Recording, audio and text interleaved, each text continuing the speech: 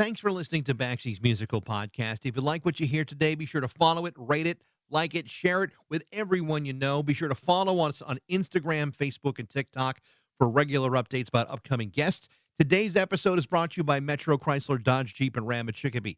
Be sure to check out their state-of-the-art dealership next to BJ's and Big Y on Memorial Drive, or check out MetroJeep.com and drive home in your new Metro Chrysler Dodge Jeep Ram today.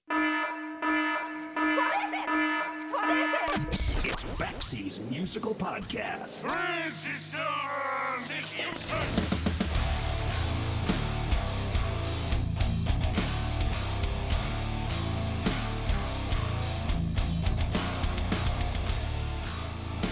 So, a very strange thing is happening in rock music today.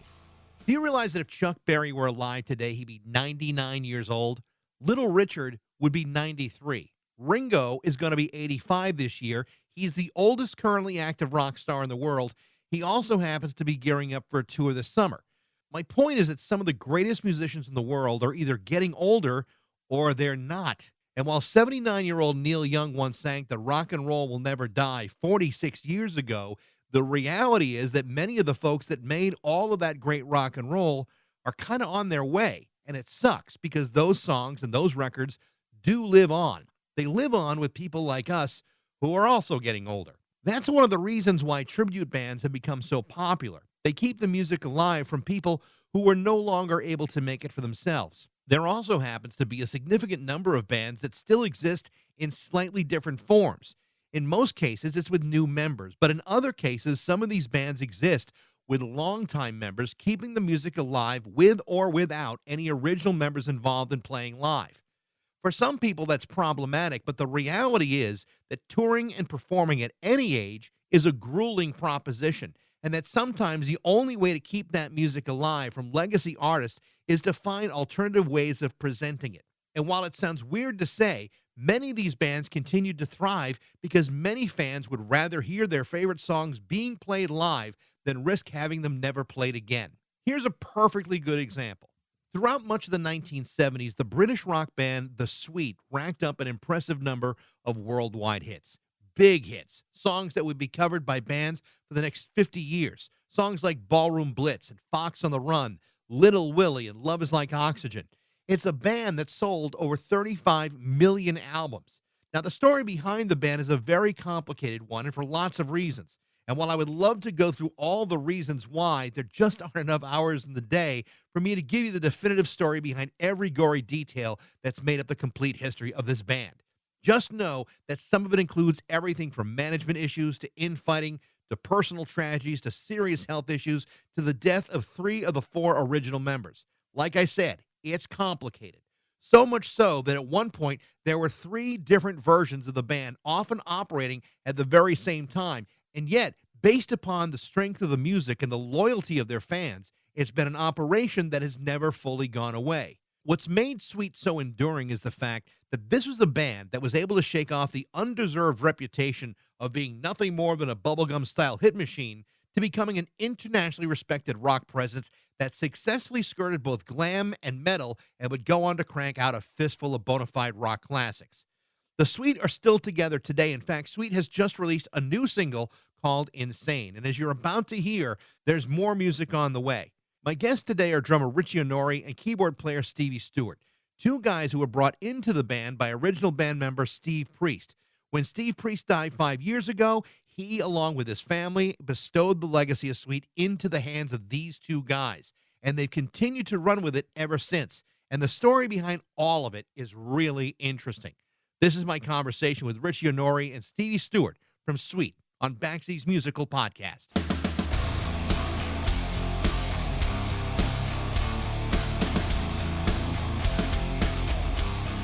Well, first of all, I want to congratulate you guys on the new single, Insane. It's really, really good. This comes out just a few months after your last single, Little Miracle, which came out in July. Tell me about this single and about the decision to get the band back into the studio again. All right, we want to do new music. It's really important. You know, we want to bring the brand forward. We want to get music that's, you know, a lower demographic. Everybody, you know, our age knows the Sweet, but the young ones, they know the songs. so this is a way to attract them to the songs, to attract them to the band. And plus we love to do music. We all have done, we all have libraries of our own songs. So it was Sure. just a normal thing to do. The two of you have been with this band for 17 years, maybe even longer. I think it's like 17 years or whatever. You've Wow. and you've both. I know it's it sounds like a long time, but What happened? yeah, I know it's time flies. But you've both been involved in other things in the past, and hopefully we'll get a chance to talk about that in a little bit. But how did the two of you get involved with Steve Priest back then? It was a benefit for Hurricane Katrina, and the guitarist that we were working with at the time knew Steve from the past, so that kind of made the connection. And then when when we played the Hurricane Katrina, this day there was people like Howard Leese, and I was working with Keith Emerson at the time, so Keith got up, and you had a series of different players that got up. Slash and Lukather, we ended up doing a ZZ Top song and this type of thing. And then Priest, came out, and we did Fox on the Run and Ballroom Blitz. And right there, it was like he looked over and he said, "Wow, that he came out of retirement because of that one thing." And then when Stevie came in and he heard Stevie and his involvement and his track record, it was a no-brainer. He came out of retirement to put Sweet back together under his vision. Now, Stevie passed away about I believe 5 years ago. But what was it like to play that library of songs with this guy? What can you tell me about working with Steve all those years ago? Well, both of Richie and I have played with big names throughout our career. So it wasn't like a, wow, we're playing with Steve Priest moment for us. I mean, Richie played, with a lot of people, and so have I. And so that thing wasn't quite such a, maybe if it was the first time we ever played with a big namer.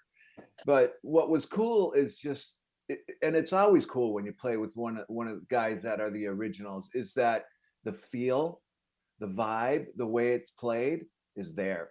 And so Steve had a really good vision of what he wanted to do. He wanted this band to be of the level that he felt the music deserved. And the library is so kick-ass. I mean, it's what can you say?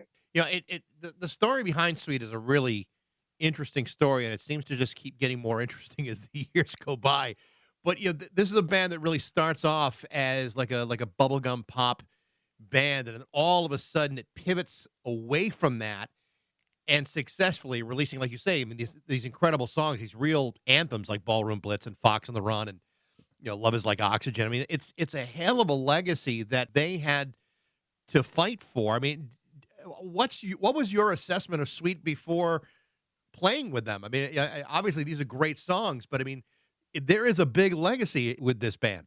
Well, I mean, it started off with, they were almost, I look at it as almost kind of with Mickey Most and the people in Chin and Chapman that was behind. I look at it as almost like, okay, let's put these guys together and do let's use the model of the Monkees almost, let's do a bunch of glam rock songs. Let's get some writers behind them. But what they didn't realize that these cats, their chemistry, they were serious people, serious writers, serious musicians. So when all of a sudden you have the influence of Deep Purple coming in and all that, they just realized, like, hey, okay, let's drop the clothes, let's put some jeans on, let's start rocking. And that's what they did. They went through their phases, and let's face it, music is an evolution of what you do, mostly when you've got a band together 8, 9, 10 years. But it's an incredible run, by any band's imagination. I mean, they sell over 35 million albums. But then in 1982 they break up, and then suddenly 2 years later you got Brian Conley forming his own version of the band until he died in 1997. 1983 Andy Scott forms his own version, and then you have Steve Priest's version in 2008, and you explained how that started. Off the top of my head, I can't think of many bands that operated as three different entities at different times and sometimes simultaneously. I mean, it sounds incredibly complicated as a business model, and when you map it out on paper, you just go like, Jesus, how the hell did this even happen? How did you guys manage to navigate through all of that and continue to perform as Sweet, especially as Steve passed away and you're moving forward as the band? Well, when Steve came out of retirement, Andy was the only thing going. Andy started sometime in the, I guess, the late 80s or early 90s. And Steve was always, well, first of all, he just wanted to retire and he wanted to raise his family and he just wanted to do that.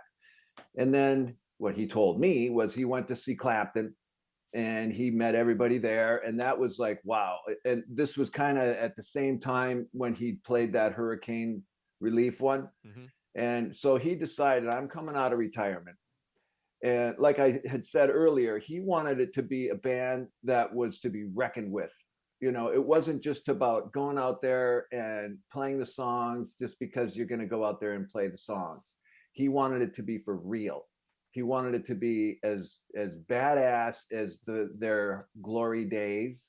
So we only had the only competition, if you want to call it that, was Andy was in UK as Sweet, and we, Steve Priest owned the name for the Americas. And so we kind of stayed in our own playgrounds. Whenever we went to UK, we were Steve Priest Sweet.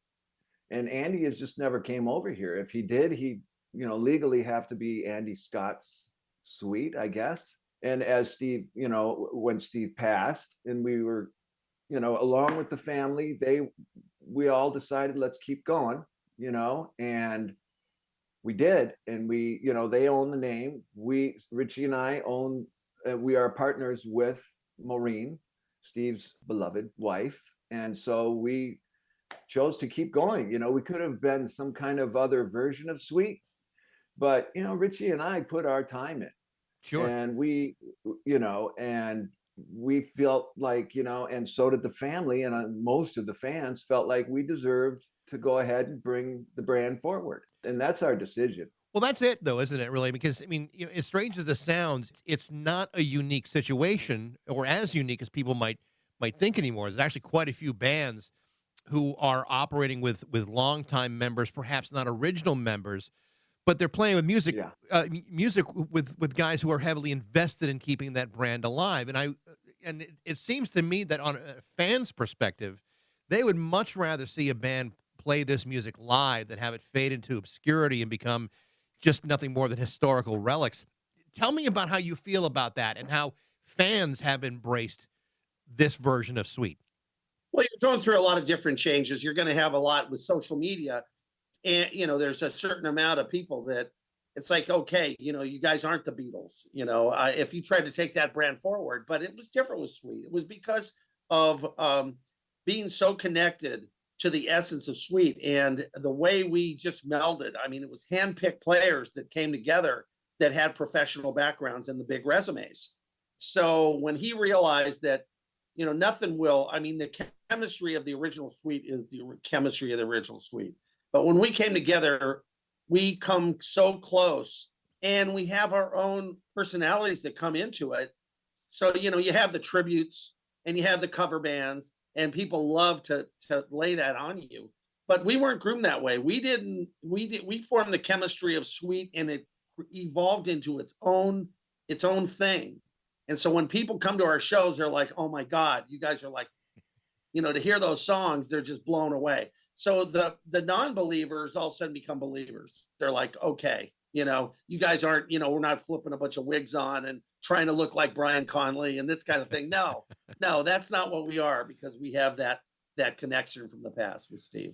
Well, and I've seen a few videos of you guys playing live, and I mean, it's such a remarkably good sounding, tight sounding band. I mean, what you're saying is absolutely right. I mean, if there's someone who's saying, well, these guys are, hanging on to a legacy that's not theirs, man, you turn the room around pretty damn quick, showing them what you can do. Thank you. I mean, that's the whole idea. Yeah, I mean, we come in there to blow the roof off the joint. We come in there to show them what it is, and they have a good time. Everybody. I mean, I don't care. We have people that are teenagers all the way up, and they're just digging on it. And there's a young generation right now because of social media that is finding all of this, these categories. They go search Bowie and they're going to run into Sweet, and all of a sudden they want to see what that is. They want to taste it for real. And this is the closest thing they're ever going to come, way beyond anything anybody else on the planet is doing. And you're never going to be able to have the original band anyway, because 3 of the guys are gone. Yeah.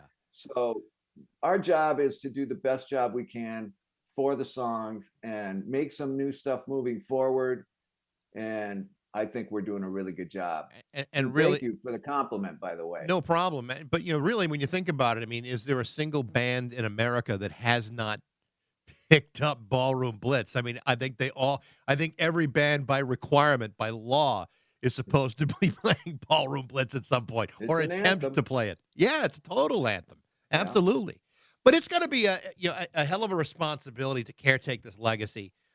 As the two guys who are kind of carrying the flame, and the other guys in the band are too. I mean, I don't want to take away from what their contribution may be, but for the last 17 years, you guys have been primarily the two who have been in on this at the ground level. How do you divide up those responsibilities in caretaking this legacy, or does it become a full team effort at this point? No, It is a actually, full job. we run the ship. Stevie is logistics. He handles all the travel. He has that background in that from other bands he played in, and he handles a lot of the logistics. And I handle a lot of the communication with the press and a lot of with the agents and the business decisions. We call ourselves the Bomb Squad because it's almost like we need to squad because I'll tell you, there's a lot of we have to with the bombs. But yeah, we're a great team, and being with Stevie, it's the best partnership I've ever had because I've had other businesses with other people, and and my marriages haven't lasted 17 years. So And that's maybe the hardest business there is. I don't know. Music is right up there. Yeah. And you have to have a thick skin. We decided to take this on, and when we decide to do something, we're going to do it. There's nobody's going to sway us with their rotten opinions. We all know what people think of the Sweet music. It was incredibly important, and it's incredibly important moving forward. And we're doing new music as well. And will it be as important as these songs? Probably never. But maybe, you never know. Yeah. We're in a new world with music because everybody that is from the glory days of rock is in their 70s and 80s. So unless we want rock and roll to completely, like you say, dissolve off the face of the earth, those of us that are kind of like the new originals, if you will, have to carry the flame, or it will. You guys both of you have played with that level of musician. I mean, David Johansen died, recently at the age of 75, and people were saying he was 75. Well, no shit, he was 75. The guy's been around since 1972. There's a whole population of very popular musicians and you guys have played with all of them. And at some point, a lot of people don't want to be working past the age of 65 or 70 or whatever it is. I mean, you like I said, Stevie, you played with. I was looking on the website, the Sweet website, the World Classic Rockers. You're talking Randy Meisner and Denny Lane and Carmen Apiece and Ainsley Dunbar. I mean, all these guys. Yeah. It's like, how did you even get involved in that particular project? Oh, that was because of my friendship with my dear friend Nick St. Nicholas from Steppenwolf. He and I go back to the early 80s, and he moved to Minneapolis to find his kids. His wife blazed out of town and found her in Minneapolis. So he set up camp there to get his kids. And it wasn't very long before he put together a band. It wasn't very long before we were connected because at the time I was a heavy duty organ player, piano, vintage keys.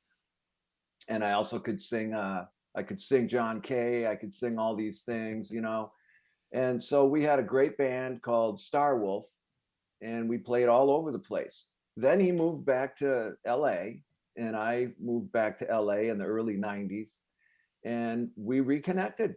And he said, perfect timing. I'm putting together this all-star band, and you're going to be a part of it. And that's how it started. Pretty amazing. Yeah. And I made some great friends that are forever friends, by the way. I mean, Randy Meisner is a really dear friend of mine, and I was very sad, when he passed away, and as his wife too. And all these guys were still really good friends. And as a matter of fact, I get to go and play with them every now and again when the guy that replaced me plays with Mark Farner. Grand Funk, sure, yeah. If there's a conflict, I step in, and it's a lot of fun to do. That's how it happened. Yeah, and Richie, I mean, this it's similar pathways for you too. I mean, you mentioned, playing with Keith Emerson. I've had the good fortune of interviewing Carl Palmer on a number of occasions. Even Rick Wakeman, who was a very good friend of Keith. What was it like to play with a guy I mean, at that level? I mean, other than Stevie, who's better than Keith Emerson? Yeah, it was Nobody. quite an amazing thing. I mean, one of my first albums that I ever got, I mean, for Christmas was the first Emerson, Lake and Palmer. So I was a huge fan, and I was going, how could Carl do that? So I was trained. Same thing with Mick Tucker from Sweet. It's about that Buddy Rich. It's about Gene Krupa. It's about chops, and it's about being a jazz player too. Well, Carl had that thing going. So when I met Keith, I had come from an early from the days of Saturn with Chuck Wright and Pat Reagan. These are all major players in the early, we toured with Alice Cooper. So we were kind of cross between Genesis. They call us sometimes Emerson, Lake and Satyr, Satyr. So progressive. So when I met Keith and he decided he wanted to start putting the Aliens of Extraordinary Ability together, it was like he came to my house, he brought his whole equipment over, and next thing you know, I'm playing with him. And it was like, it was simple. It was like, as he was throwing out these super progressive and playing, Tarkus and all that stuff, it was like, no problem. Yeah. And he's, oh man, he was just wonderful cat. Yeah. God bless him. Obviously, his life ended, very, very tragically. And I remember talking with Rick Wakeman about it. And even the idea, the two of them were actually talking about doing a record together. I can't even imagine what that might have been like, the two of them together. But I mean, that was a real sad loss for a lot of people to lose a guy like Keith Emerson. But you guys have played with a lot of other, outstanding musicians, and the other guys in the band too. I mean, Jimmy's played with, Billy Idol and Rudy Sarzo, and Patrick's played with, a bunch of people like, Steven Adler, and same with Dave Schultz. I mean, you guys have, an amazing resume behind you. Never mind the fact that you're playing in Sweet. You guys could be playing anything together and still sound great. And we do. Yeah. We do some covers that are just mind blowing. We don't play them live, really, but that's what it was all about for Steve, a high pedigree of musicianship, And so when Steve passed and we had to make a change, we knew that we had to go for people that were absolutely high pedigree. There was no way we were going to like break somebody into the business. It had to be people that were already knew what it was like, and already had the chops and had the mental awareness of what it took. And so that's the chemistry is just amazing. Before we started, Rich and I were talking a little bit about some of the rooms that you've been playing, and you're heading back out on the road again, and you've been playing in Vegas at the Golden Nugget. I got to imagine that's kind of cool to be playing in a place like that with such an unusual, crazy history like Las Vegas. It's fun for me too. Richie was talking about he comes out of the jazz he studied all those, and he and I both have like kind of paths. My stepfather was a drummer for Danny and the Juniors, and really? studied, yes, and he studied, he was big on Gene Krupa and Buddy Rich and Sandy Nelson and all these guys, and he used to whip on records. He'd sit down and we'd have a few drinks. He'd show me what it was about. Said, this is where everything comes out of. All of it comes from here. And so when Richie and I met, we both had the same mental acuity of musical roots. So with the new single out, Insane, would it be safe to say there may be more music on the way from you guys? Oh, for sure. Yeah, we've got songs in the can. Oh, good. And I mean, are you looking at more singles, or recording a full album? What's your plan moving forward? Well, the exciting thing is the new one we're going to be coming out. The next one is something that we have in the it's called Sweet Dream, with Steve Priest on vocals and bass. And so that's the connection. And so that will be our next song that we release, and you'll be able to hear something that he wrote with a co-writer, and that we've already cut before, but we're going to have the new players on it with Jimmy Bricard and Dave Schultz, and we're very excited about releasing that. So there you go. Great, guys. I wish you best of luck. I mean, the single is awesome. I hope It'd be Thank interesting to you. hear the new the upcoming single. That sounds really cool. Yeah, But I appreciate the time today. Thank you so much. it's our pleasure. Appreciate it. Best of luck to both of you. The name of the new single from Sweet is called Insane, with more music promised on the way. Thanks for listening. I hope you enjoyed it. If you did, you can always email me at bax@rock102.com. I'd love to hear what you think. Thanks again to Metro, Chrysler, Dodge, Jeep, and Ram at Chicopee for their support, but most of all, thanks to you for listening to Baxie's Musical Podcast.